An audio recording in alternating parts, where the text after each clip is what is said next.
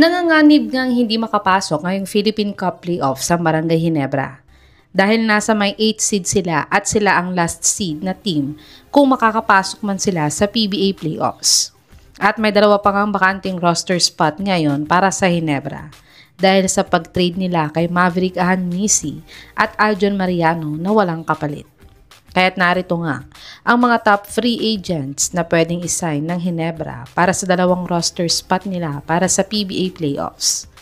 Top 5, Mike Miranda. Si Miranda nga ay kakawave nga lang ng NLEX last month. Ito ay dahil sa dami nga ng batang players ngayon ng NLEX. Kaya't si Miranda ay hindi na nila in-extend. Pero sayang nga itong si Miranda dahil may 4-point at 3-point shot nga siya bilang isang big man. Kaya't kung susubukan ng Ginebra na kunin itong si Miranda, ay madadagdagan nga sila ng offensive weapon off the bench. Si Miranda ay nag-average ng 5.7 points, 2.2 rebounds, 0.2 blocks, 30% 3-point shooter at 100% free throw shooter sa kanyang last PBA 49 Philippine Cup averages. Panoorin natin ang maikling basketball game highlights ni Miranda kung gaano siya kagaling na player.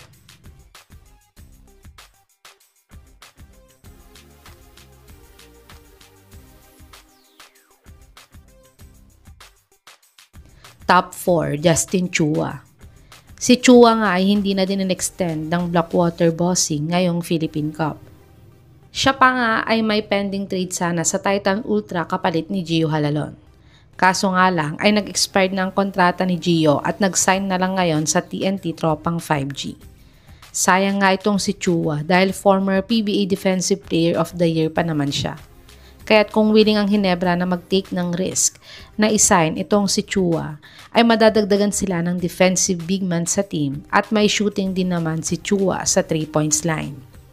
Uma-average si Chua ng 3.5 points, 1.9 rebounds, 0.3 assists, 0.2 steals, 0.2 blocks, 33 field goal percentage, 50% free throw shooter sa last PBA 49 Philippine Cup.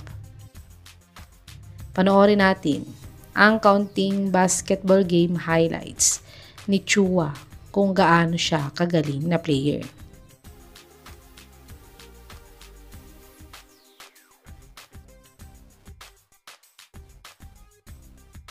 Top 3, Terence Romeo. Hindi nga pinapirma ng extension contract itong si The Bro ng Terra Firma Jeep. Ito ay dahil naka-silent ban nga daw siya ngayon sa PBA. Kaya't wala pang PBA team na kumontak dito kay Romeo ngayong PBA 50th season. Pero kung si Coach Tim Cone nga ang kukuha sa kanya sa Ginebra, ay tiyak na papayag itong makabalik sa PBA. Nag-average si Terence ng 9.5 points, 2 rebounds, 0.5 assists, 0.3 steals, 43% 3-point shooter at 75% free throw shooter sa last PBA 49 Philippine Cup.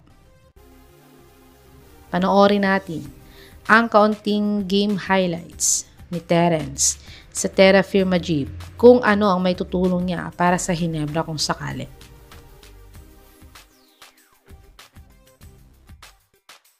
Top 2, Vic Manuel. Si Vic Manuel nga ang star player ngayon ng Pangasinan Heatwaves sa MPBL. At siya din ang isa sa dahilan kung bakit nasa may MPBL semifinal sila ngayon kalaban ng powerhouse team na Abra. Pero pag matapos nga ang MPBL stint ni Musselman ay magpapahinga muna siya sa pagbabasketball dahil off-season na din ang MPBL. Pero pwede naman siyang makipag-usap sa Ginebra management kung pwede pa siyang humabol para isign ngayong conference. Uma-average si Musselman ng 13.7 points, 4.7 rebounds, 1.1 assists, 0.8 steals, 0.2 blocks, 33% 3-point shooter at 61% free throw shooter sa kanyang 2025 MPBL 7th season. Panoorin natin ang kaunting game highlights ni Vic Manuel sa Pangasinan Heatwaves kung paano niya dinadala ang team niya.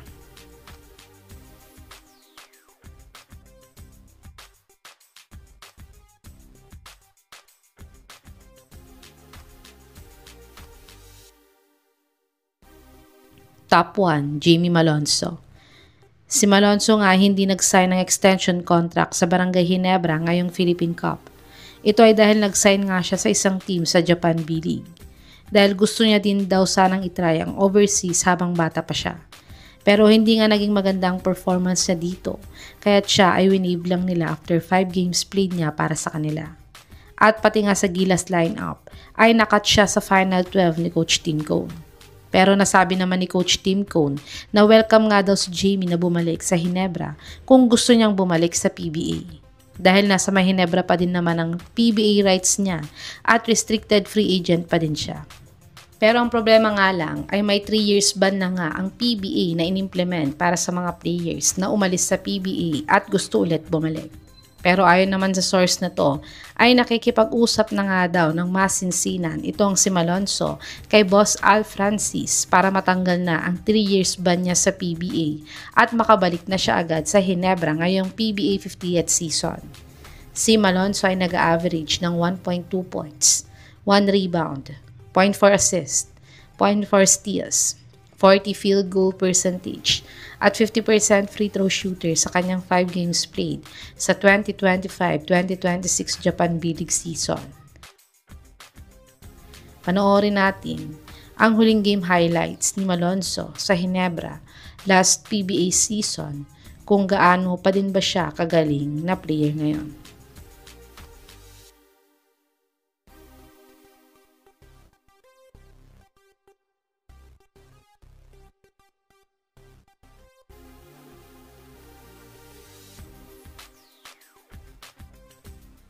Ito ang mga top free agents na pwedeng isign ng Barangay Ginebra para sa 2 roster spot nila bago ang PBA playoffs. Sino sa mga players na to ang maaaring tumulong sa Ginebra sa PBA playoffs? I-comment nyo na po yan sa baba.